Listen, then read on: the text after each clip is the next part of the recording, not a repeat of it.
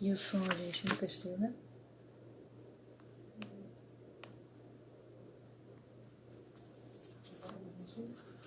Sim.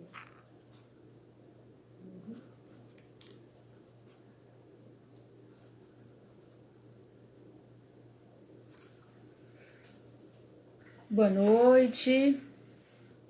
Bem-vindos, amigos do Lar Espírita Casa do Samaritano. Quero agradecer mais essa oportunidade de estar com vocês, de trazer uma mensagem que possa nos esclarecer um pouco mais, não só em termos de conhecimento, mas de nos olharmos com um olhar mais acolhedor, mais próximo da mensagem do Cristo, e que a gente possa estar sempre amparado nesse processo de se conhecer um pouco mais, de olhar para a vida com um olhar mais lúcido, mais amadurecido e mais conectado com Deus.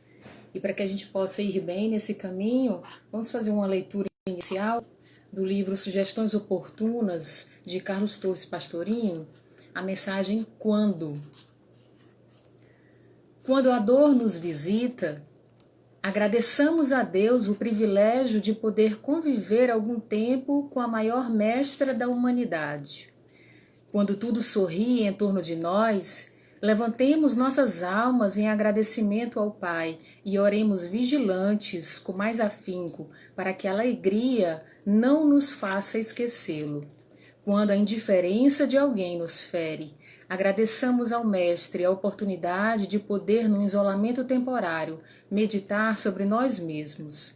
Quando a palavra ferina nos apunhala o coração, mormente se parte de pessoa querida, agradeçamos a Deus, pois muitas vezes a sangria é o remédio mais adequado a certas enfermidades que nos atacam.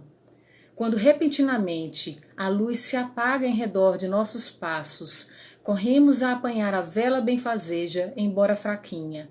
Quantas vezes é exatamente a pequenina e bruxuleante chama da vela que nos faz evitar um precipício? Não desprezes sua pequenina luz, só porque não conseguiu ser um lumiar na constelação dos sóis.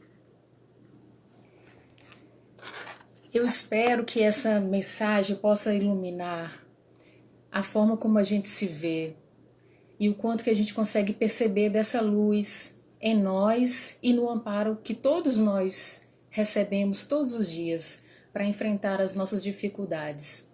A ideia dessa nossa conversa de hoje à noite é contribuir um pouco também com a campanha do Setembro Amarelo, que é uma campanha de prevenção ao suicídio. Mas nessa noite eu não queria falar especificamente do que envolve o suicídio.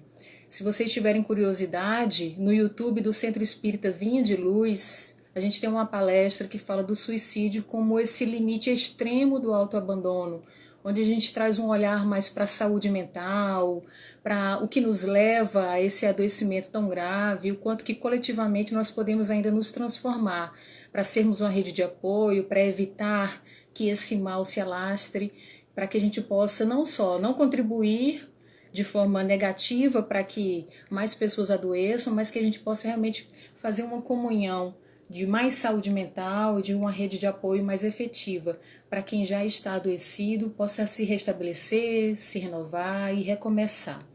Essa noite é uma noite mais para um foco na valorização da vida, a partir do conhecer um pouco mais de qual é a nossa atitude frente à vida. Como que a gente encara a vida? Que tipo de foco, de atenção, de significados nós estamos já conseguindo gerenciar para que a nossa vida não seja, como a gente costuma dizer até na brincadeira, uma luta. É o que a gente mais brinca ultimamente, né? Eu que lute. Ou lute como e cada um enquadra a sua classe, o seu papel que quer exaltar. A gente se refere muito ao dia a dia como as lutas do dia a dia. Eu vou para a luta, estou cansado da luta.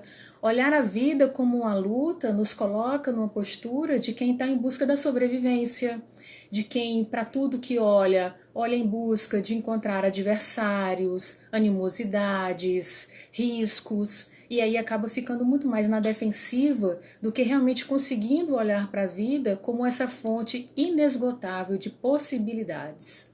Que a gente possa rever e conseguir realmente olhar para todas as possibilidades que nos são ofertadas a cada amanhecer, a cada novo ciclo, a cada nova chance de vida. Mário Quintana fala que quem nunca pensou em morrer não sabe o que é viver, não sabe valorizar o que é viver. Que a gente não chegue ao limite daqueles momentos de muita dor, de querer desistir, de achar que não aguenta mais, de achar que não tem mais forças para lidar com o que tem que enfrentar, para chegar ao ponto da gente olhar para a nossa vida realmente como essas possibilidades. Que a gente não chega ao ponto de estar diante de uma situação tão difícil que nos faz nos sentir encurralados ou sem alternativas, para a gente querer desesperadamente encontrar uma delas. Que a gente consiga realmente transformar o nosso foco de atenção para essas possibilidades infinitas, bondosas e justas, que todos nós temos direitos, que nós possamos acessá-las de uma forma melhor, exatamente porque conseguimos ter uma postura diante da vida mais amadurecida, de quem realmente está nessa engrenagem para o crescimento, para o melhoramento, para a evolução. Que a gente passe pelas adversidades, pelas tempestades da vida com mais leveza, saindo delas mais sensibilizados, mais humanizados, para compreender a nossa condição, mas também para lançar um olhar para o outro dessa forma mais humanizada, mais compreensiva, de quem consegue enxergar as coisas como elas realmente são, sem tantas idealizações, sem tanto perfeccionismo. Mas especialmente que a gente possa ter um senso de responsabilidade no gerenciar de tudo isso. E para das contribuições, das leituras, dos pensadores que a gente vai trazer essa noite, eu queria começar com uma prece que nada mais é do que um texto da Elizabeth Gilbert. Que a gente possa então, nessa postura de quem busca o recolhimento da oração, fazer essa primeira pausa na nossa noite. Para um pouquinho, escolhe um lugar mais adequado, que você fique confortável, e se observa por um instante como está a sua respiração, se você ainda está muito acelerado, se ainda está com o pensamento muito voltado para as coisas do dia. Vamos procurar uma postura de realmente se conectar com você. Olhar para você, reparar suas reações, como você está nesse instante. E aí numa postura de quem busca também se conectar com Deus, que escolha uma postura, o momento mais adequado para a gente fazer a nossa prece inicial.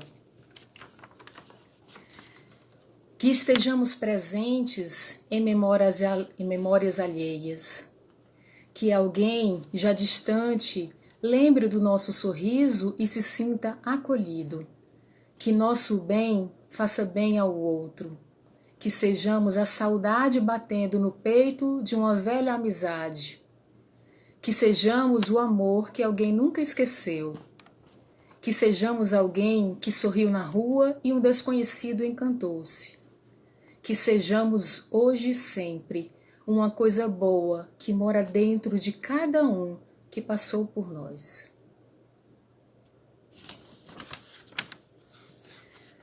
Parece até uma prece um pouco egoísta, né? O eu, que eu seja, que eu consiga, que eu tenha alcançado uma boa amizade, um tocar das outras vidas que cruzaram caminhos comigo.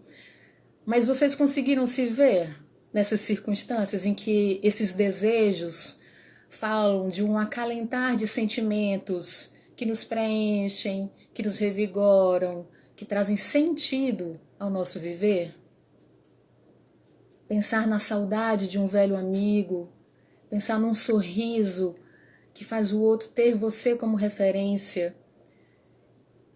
Como que a gente olha para a gente a partir desses pequenos detalhes do dia a dia? Como que a gente olha para as nossas relações e tem essa sensação de que está vivendo uma vida que vale a pena viver? Essa sensação de que existe sentido no que a gente está vivendo. Está só nas grandes coisas ou nas pequenas a gente consegue visualizar? O foco da nossa atenção, aquilo para que a gente dá tanto significado. São essas coisas que trazem sentido, que trazem esse calor humano, ou são as coisas do querer se sentir importante, do querer ter visibilidade, do querer ser o centro das atenções, do querer que o universo inteiro gire em torno das suas necessidades exclusivamente, de comparar as suas dificuldades, sempre achando que a sua dor e o seu sofrimento é o maior que de todo mundo. Buscar ser importante é buscar ser importante na vida de pessoas que realmente se importam conosco, nos levam em consideração, têm laços, vínculos de afeto real conosco, ou é só querer o aplauso, a notoriedade, ou ter uma plateia para todos os momentos da sua vida? Para que a gente possa viver uma vida que realmente vale a pena, será que a gente está olhando para essas coisas que realmente fazem sentido? Se o viver não é só o viver do contabilizar horas a mais em uma nova reencarnação, mas esse viver pleno dessas possibilidades, um bem viver, um viver de quem tem uma noção mais exata do que significa a nossa imortalidade. Ser imortal não é só ser eterno, não é só para a gente ficar olhando o que a gente está colhendo hoje com aquele olhar de plantei na encarnação passada, é porque eu joguei pedra na cruz, é porque eu não devo ter sido boa gente para agora estar sofrendo ou tendo dificuldades. A gente olha para o nosso plantio só para o passado, ou a gente consegue olhar para o que a gente está plantando hoje para ver se realmente são plantios para uma vida eterna. São plantios que nos imortalizam. São plantios que dão um significado tão grandioso, mesmo para as pequenas coisas que fazem com que a gente esteja realmente agindo por sentido e por respeito ao que nós temos de mais valioso, é que faz com que a gente também seja respeitoso no tocar do terreno dos sentimentos dos outros. E por isso mesmo a gente consegue fazer essa transferência de conseguir enxergar a luz, o bem, o amor que há em mim e levar isso para tocar o bem, o amor, a luz que também existe no outro.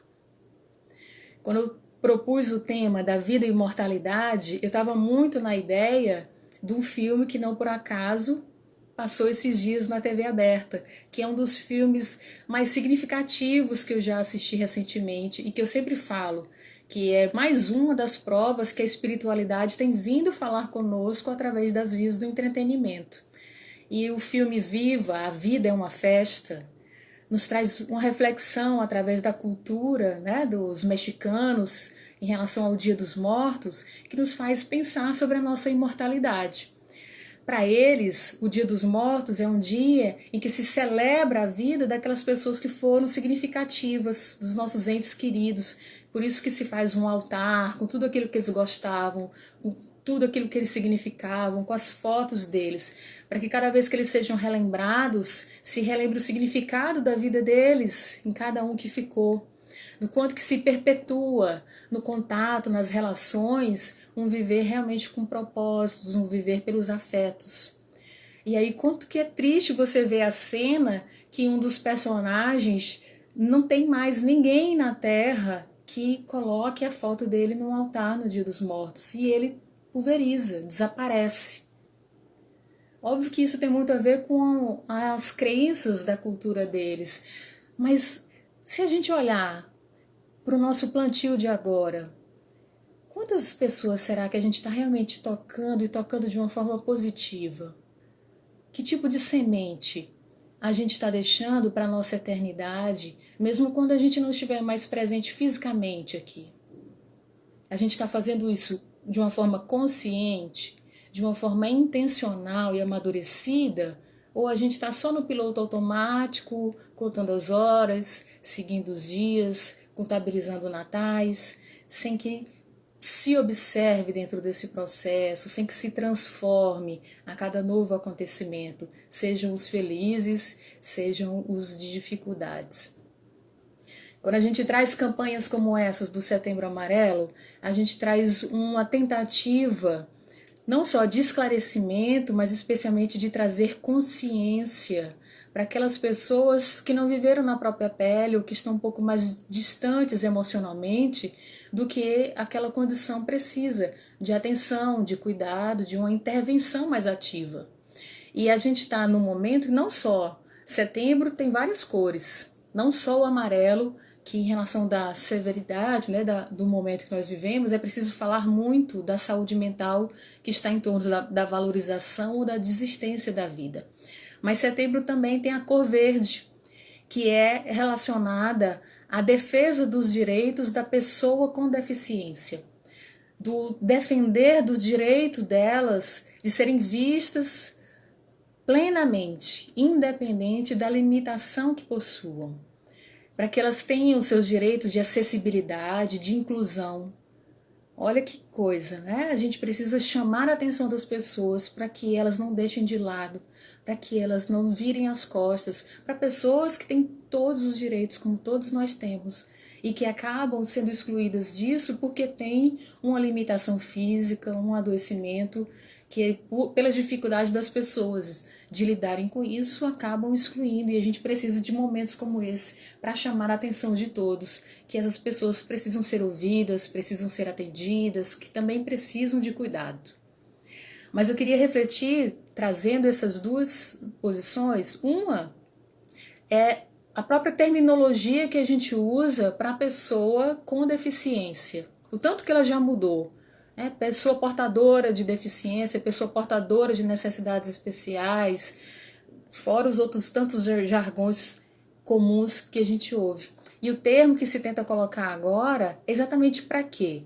Para diminuir o estigma, para que se compreenda que é uma pessoa, que é um ser humano e que possui sim uma deficiência que requer adaptações, que requer orientações, que requer uma movimentação em torno dela para essa adaptabilidade, para que ela esteja mais em iguais condições do que com aquelas pessoas que não vieram com nenhum tipo de limitação física.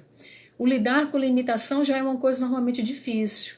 Algumas a gente esconde, outras estão tão visíveis, como é a física, que não tem como a gente ficar botando panos quentes ou fazendo de conta que não existe. Mas o mais importante é o lutar contra o estigma.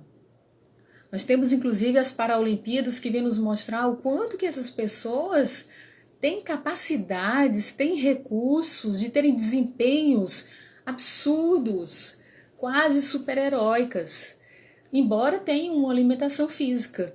Por quê? Porque elas não olharam para si como coitadinhos, como tenham pena de mim, como eu preciso de compensações.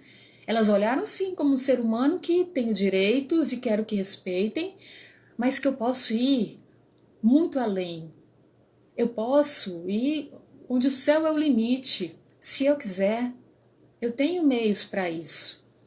Então, se eles podem nos provar que é possível ter esse enfrentamento amadurecido, ativo, coerente, a gente está falando que a limitação ela não é maior do que o ser integral.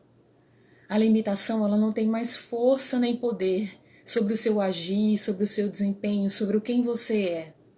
E a gente precisa estender isso também para o campo da saúde mental. Não só a sociedade muitas vezes olha ainda com esse estigma do louco, do maluquinho, do perturbado, para as pessoas que têm algum tipo de transtorno, como muitas vezes a própria pessoa se identifica de tal forma que ela acha que ela é o diagnóstico que ela tem.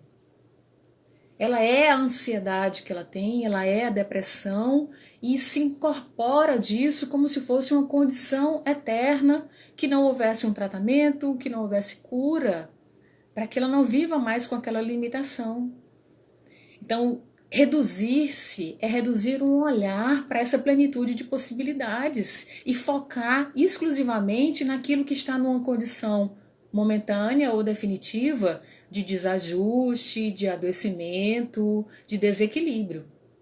Que a gente possa então hoje, ao refletir sobre a nossa atitude diante da vida, olhar para quais são os modelos, quais são os critérios pelos quais a gente está julgando o valor da nossa vida.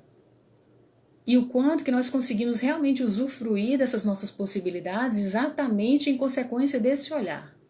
Se eu me olho como o coitadinho, como a vítima das circunstâncias, eu vou sempre ter desculpas, eu vou sempre ter justificativas, e tudo vai ser sempre causa de dor, sofrimento, e tudo vai ser sempre medido pela régua da dificuldade, e nem sempre é.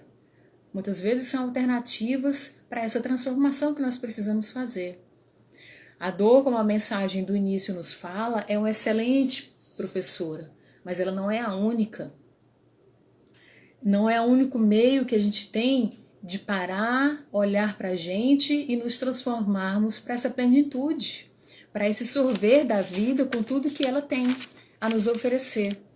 Que a gente possa então transformar isso não só pelo refletir, mas pelo conseguir olhar que todos nós temos limitações, mas que ela não nos traz indignidade, ela não nos diminui enquanto seres humanos, embora muitas vezes a inabilidade que seja provocada traga um olhar para a vida como se ela fosse mais difícil do que realmente é.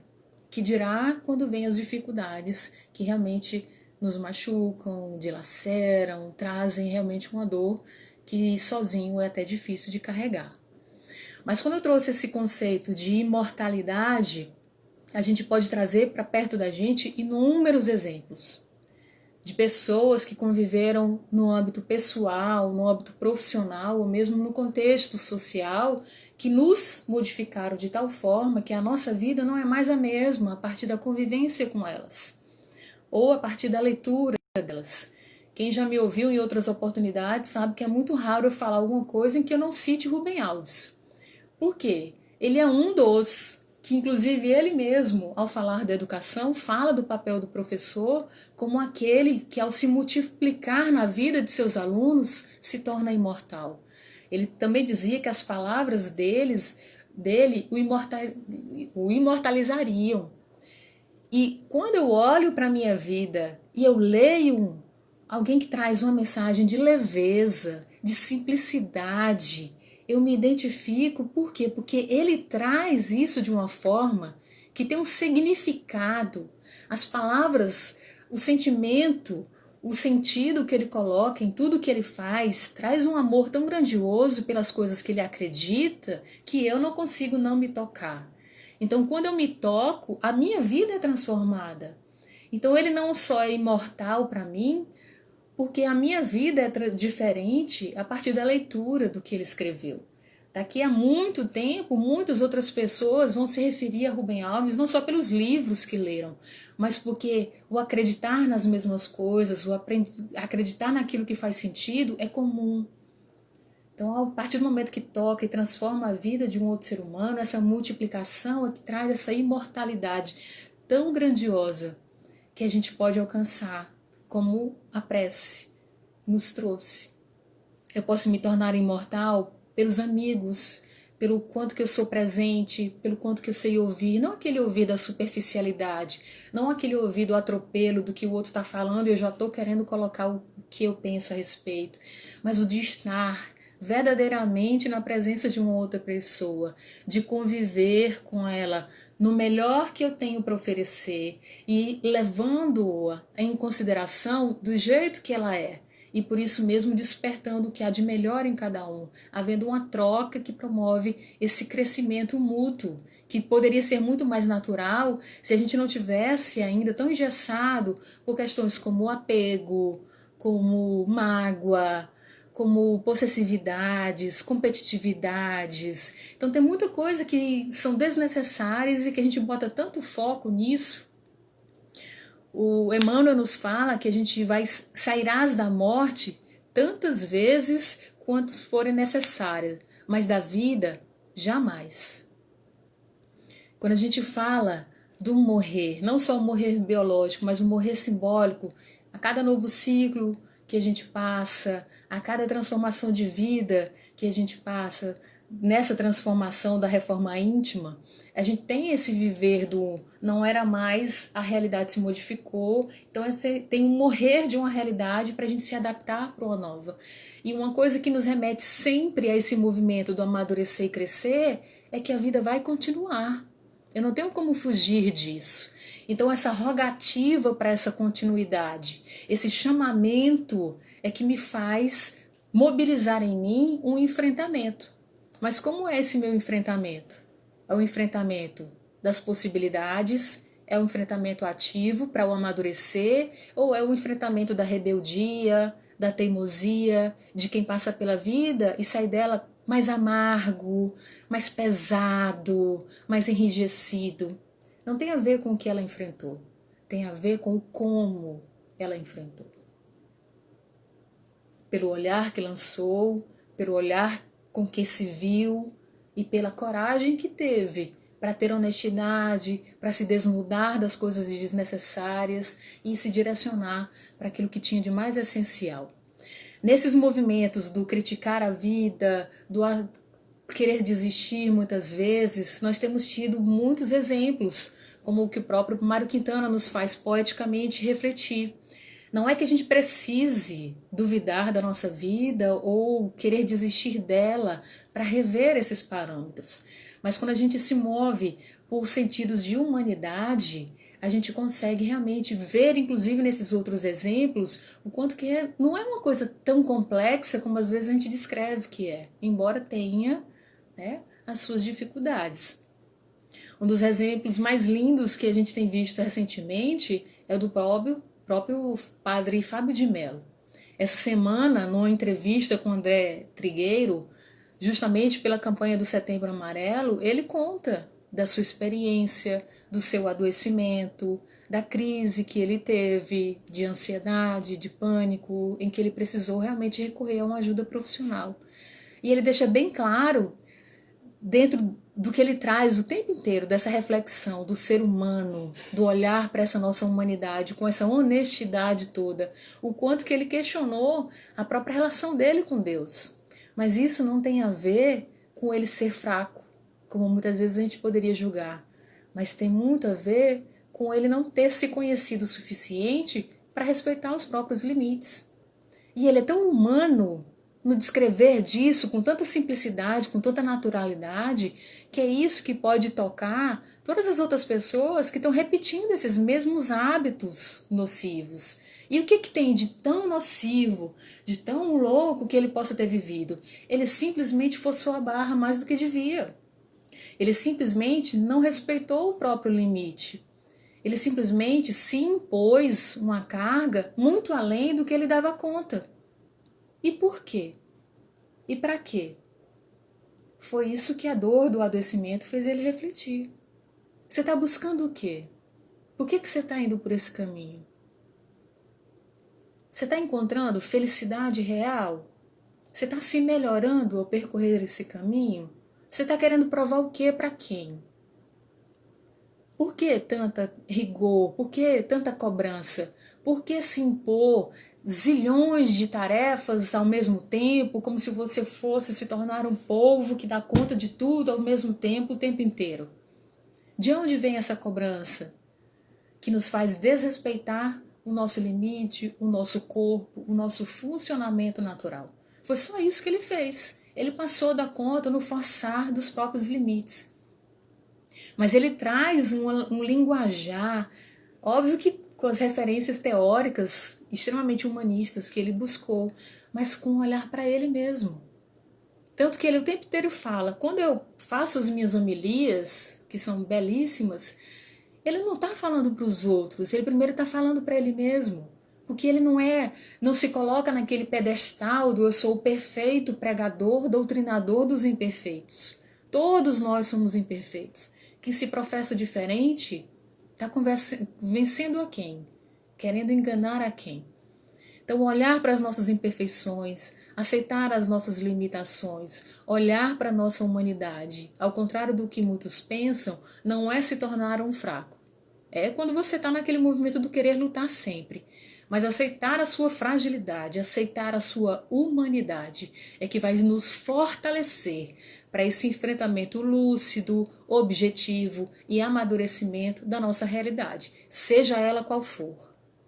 Até porque a força que a gente já dispõe, muitas vezes ela vem crescendo, vem se sedimentando exatamente quanto mais vai se elevando o grau das dificuldades que a gente vai enfrentando.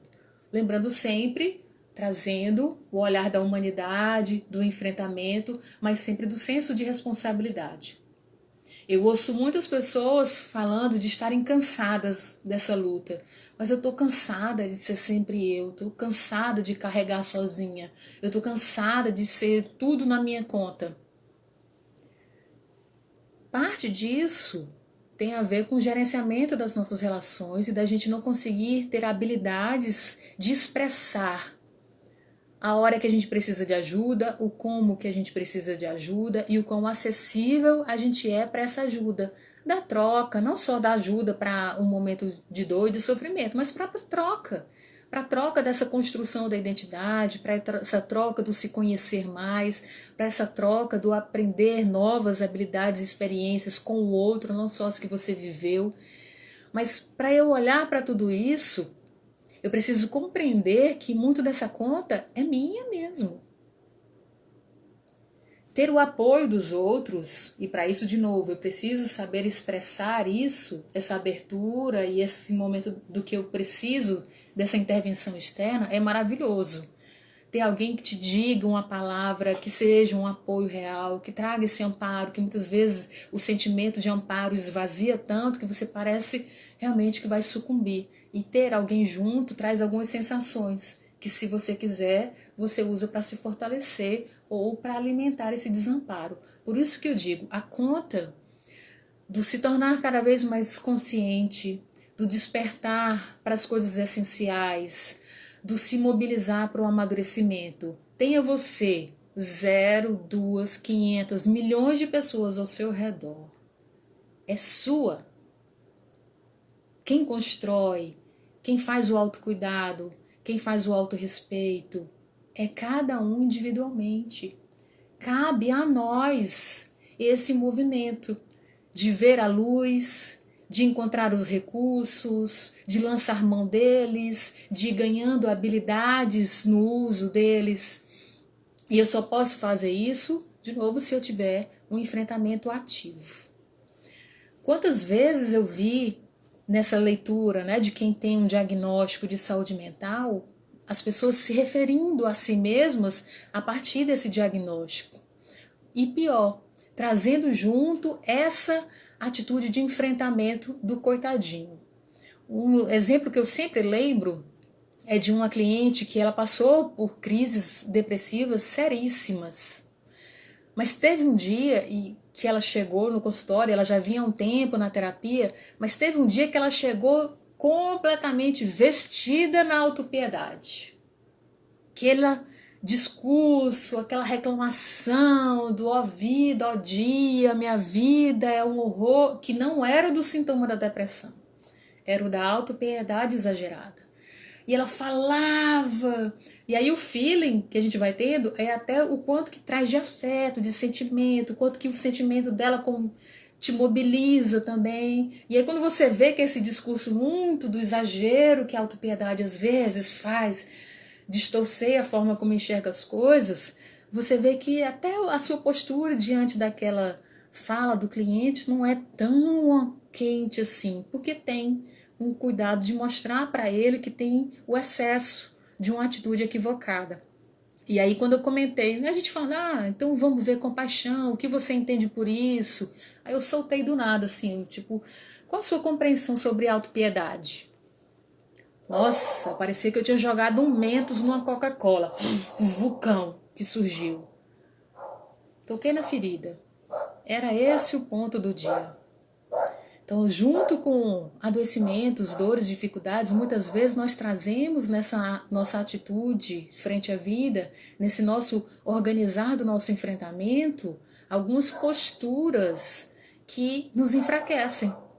A autopiedade excessiva é uma delas, a comodidade da postura da vítima, não a vítima que por inseguranças, o enfraquecimento se vê menor do que as dificuldades, mas a vítima do que quer estar sentada e esperando que o mundo venha resolver sua vida. Quem quer estar deitada ali no descanso eterno das suas dores e sintomas, para que o outro venha resolver seus problemas, para que o outro venha acudir nas responsabilidades que ela não quer assumir, para que o outro venha trazer algum tipo de resposta que ela não está disponível ou querendo fazer. É tão injusto querer que o outro venha fazer isso por si mesmo, é tão desrespeitoso que às vezes a pessoa nem percebe que está sendo abusiva nessa postura. Mas cada vez que eu olho a minha rede ao redor e ela não está sendo tão de apoio, é uma hora de eu refletir, será que eu não estou fazendo isso? Será que eu não estou exigindo do outro aquilo que não é tarefa do outro estar fazendo por mim? É a minha tarefa que eu estou querendo terceirizar? Será que quando eu me sinto desamparado por Deus, não é porque eu estou nessa postura de acomodação, ou da autopiedade, ou do vitimismo, ou do medo excessivo, que faz até duvidar de Deus no amparo a mim, as minhas dores? Então, quando a gente começa a querer amadurecer de uma forma mais objetiva e lúcida, a gente precisa de vez em quando fazer um confere em como é que está esse equilibrar da nossa balança. Não só o equilibrar do gasto, reposição de energias, consumo, renovação de esperanças, de bons sentimentos, mas também esse contrabalançar dessas bagagens desnecessárias que a gente ainda pode estar carregando. Desse olhar para si, muitas vezes como um coitadinho, quando a gente pode olhar para esse olhar luminoso, corajoso, guerreiro. Não o guerreiro da luta, mas o guerreiro de quem tem a força e a conexão real com um pai maior, bondoso e justo. E aí, voltando um pouquinho para Carl Rogers, que também é um dos grandes nomes que se imortalizam justamente pelo propósito, pelo sentido do trabalho que fazem, ele diz que ele tem uma fala que reconhecer que sou eu quem escolhe e sou eu quem determino o valor de uma experiência para mim é uma realidade absolutamente animadora, mas pode ser também assustadora. Depende exatamente da sua postura, do seu olhar, do como que você está disposto a enfrentar. Se a gente fala de livre-arbítrio, a gente tem que ter consciência de que muito do que a gente está colhendo é realmente consequência de nossas escolhas. E quanto mais conscientes elas puderem ser, quanto mais equilibradas elas forem, mais as consequências vão ser previsíveis, vão ser alcançáveis, porque vem de um planejamento mais orientado, mais intencional. Charles Chaplin fala que a única coisa tão inevitável quanto a morte é a vida. Então esse continuar a viver pode ser esse continuar dessa eternidade com propósito e com lucidez.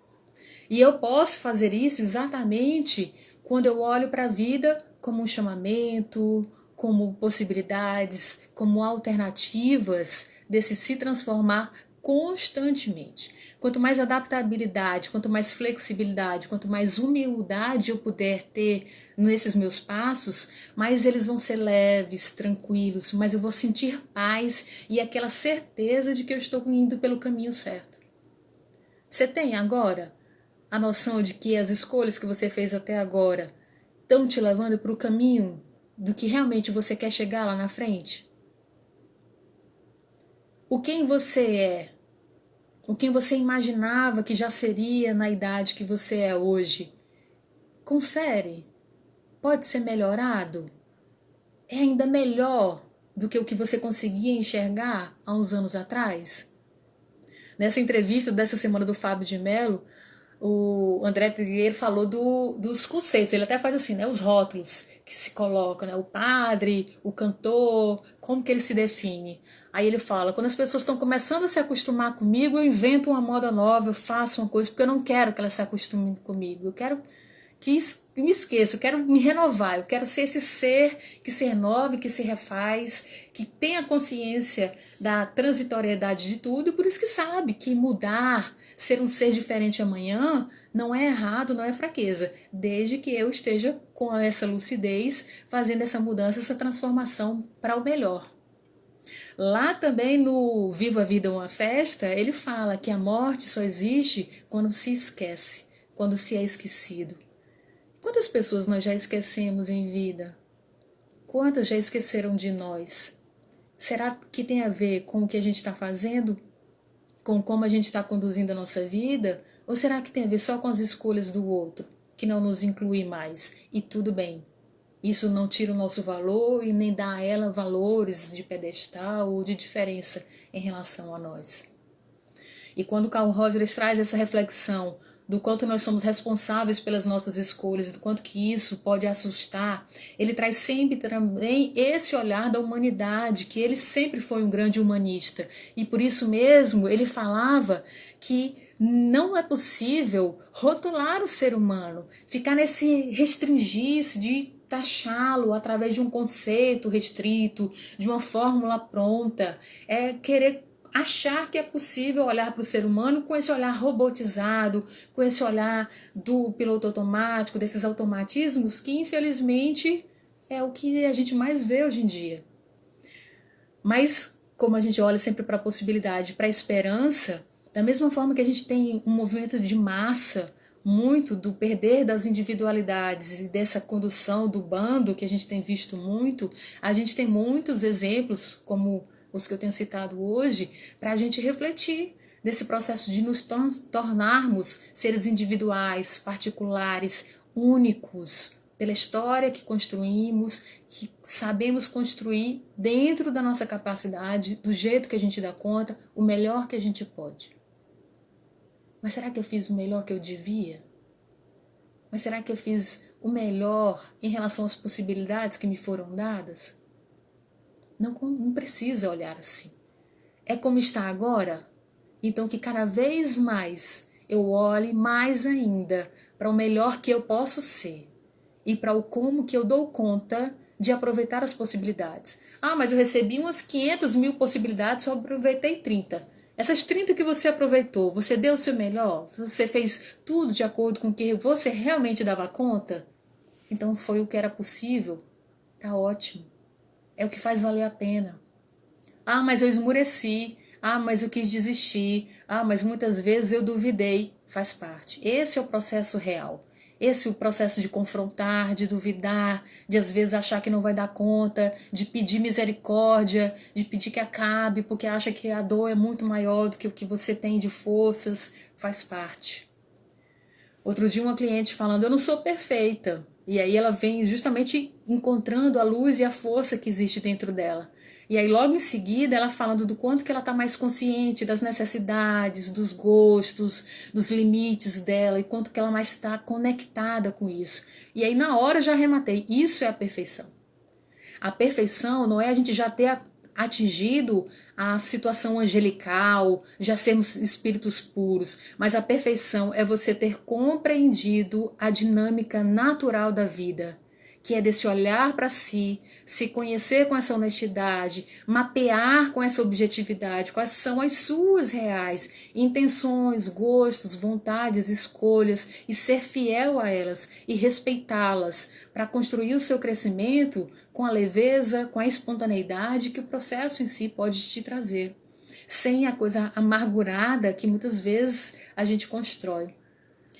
Muito da referência do suicídio vem através do efeito Werther, que se refere a uma obra que Goethe trouxe, que conta a história de um personagem suicida. Mas dentro dessa própria obra, que influenciou tantas pessoas a repetirem o movimento suicida do personagem, tem uma expressão de Goethe que eu gostaria de reproduzir para vocês. Ele fala, os homens sofreriam menos se não se concentrassem tanto, e só Deus sabe por que eles são assim, na lembrança de seus males, em vez de esforçar-se por tornar o presente suportável.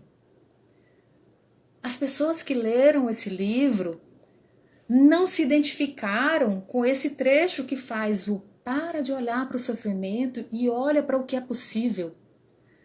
Para de olhar só para as dificuldades e enxerga o que de fato você tem à sua disposição para dar conta, não do que você idealizou, projetou, mas do que realmente é a possibilidade. Muitas pessoas passaram batido por isso e se deixaram se identificar pelo movimento da desistência, do a dor é maior do que eu. Então, quando eu quero trazer tudo isso para vocês, é exatamente para que vocês observem com quem vocês estão se identificando. As escolhas de vocês faz buscar que tipo de leitura, que tipo de conteúdo, que tipo de músicas, que tipo de interações, que tipo de material vocês usam para se conectar nesse movimento do eu me vejo nisso, eu me conheço um pouco mais através disso. E é por isso mesmo que eu construo cada vez mais uma vida que vale muito a pena. Não só a pena para mim, mas para todos aqueles que cruzaram meu caminho. E aí sim eu consigo ver o quão luminoso é esse processo. E aí, para dar um exemplo particular, já que eu falei tanto de Rogers, ano passado, na campanha do Setembro Amarelo, eu participei de um seminário sobre o suicídio na visão sistêmica. E aí, no intervalo das apresentações, veio me procurar um voluntário do CVV. O Centro de Valorização da Vida usa como suporte teórico a obra de Carl Rogers, justamente pelo o sentimento da empatia, da compaixão, dessa escuta humanizada, especialmente diante de dores mais atrozes, mais ferozes. E aí o voluntário já chegou para mim me perguntando, mas já com certeza. Ele falou, você é rogeriana? E aí eu confirmei, mas já em êxtase, de imaginar que de tudo que eu falei, que foram coisas muito técnicas, alguém conseguiu ver Rogers no que eu falei.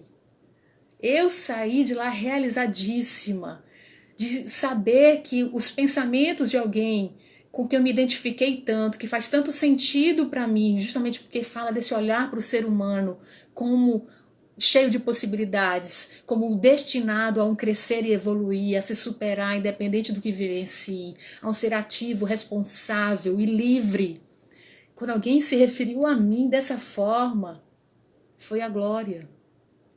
Porque para mim é luminoso compreender isso, acreditar nisso e me mobilizar a construir dentro daquilo que eu posso consciências, relações, ações cada vez mais humanizadas, cada vez mais respeitosas com quem nós somos, cada vez mais ativas no buscar desse se conhecer um pouco mais, sair do piloto automático, deixar de se compreender como um robô repetidor de ações que age muito mais na involuntariedade do instinto e muitas vezes o instinto da sobrevivência do que quem veio aqui para não só construir a sua vida, mas modificar a vida da coletividade. E aí ao final uma outra voluntária do CVV veio confirmar e aí falando da mesma forma do conteúdo, da humanização diante das dores, diante do sofrimento. Então que a gente possa realmente se ver a partir das coisas que a gente acredita, a partir daquilo que nos toca, a partir daquilo que mexe com os nossos sentimentos, a partir daquilo que faz um sentido particular para cada um de nós. E aí, para ir trazendo uma finalização poética de coisas às vezes difíceis de se mexer, eu queria deixar a frase de Pablo Neruda que fala: se nada nos salva da morte, ao menos que o amor nos salve da vida.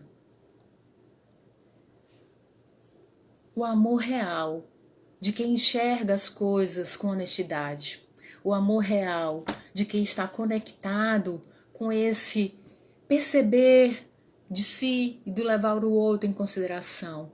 O amor real da comunhão, da solidariedade, do acreditar na espiritualidade, não só porque tem dificuldades, está no desespero precisando de ajuda, mas porque tem a certeza absoluta do quão perfeita é toda essa engrenagem e a nossa participação dentro dela pode ser ainda mais harmoniosa, pode ser ainda mais produtiva na contribuição de um viver isso mais habitualmente, transformar esses hábitos do apego, da mágoa, da limitação, da rigidez, por um viver mais pelas coisas essenciais, pelas coisas das emoções, por tudo aquilo realmente que nos transforma, sem nos prejudicar, sem trazer sombras ou fantasmas, como algumas pessoas querem achar que existe. Você é você. Pode estar mais bagunçado, mais arrumado, mais pleno ou mais encolhido, mas ser você, do jeito que você dá conta. Ser você, com esse olhar amoroso com você, é o que existe de mais perfeito na nossa conjuntura. É o que existe de mais divino no compreender da vida e no vivê-la com toda a plenitude. Tocar outras vidas precisa primeiro tocar a nossa própria, que nós possamos nos tocar com esse olhar desprendido, abnegado, resignado, de quem tem uma proteção que nos ampara, nos protege, nos preenche com esse amor real e que nós possamos realmente plantar sementes que façam não só a nossa vida valer a pena, mas trazer uma imortalidade para tudo aquilo que se acredita, para tudo aquilo que se vive com verdade e sentido. Que a gente possa ser lembrado não só por buscar coisas do se sentir importante, mas ser lembrado por ter tido a coragem de ser quem se é, da melhor forma, com os recursos que tem, mas ver o quão luminoso tudo isso é. E mais um exemplo para a gente ir finalizando, essa semana também, depois de um atendimento, uma cliente foi enfrentar um problema que ela estava tendo e depois ela me mandou um áudio tão aliviada e ela dizia o tempo inteiro: como eu queria te agradecer por aquele cutucão de ontem, como eu queria te agradecer por ter me feito ver, olhar para mim e enxergar os meus limites. E aí o que eu disse para ela é o que eu quero dizer para você. Que vocês olhem em cada pequeno gesto que vocês dão conta, o tanto de luz que existe no conseguir expressar isso. O quanto de luz existe no ser respeitoso consigo mesmo. O quanto de luz existe, apesar das dificuldades, no ser humano, imperfeito, mas filho de um Deus absolutamente amoroso e bondoso. Repetirei isso quantas vezes for necessário, mas sempre com a esperança de tocar mais corações nesse viver humano, leve e com propósito.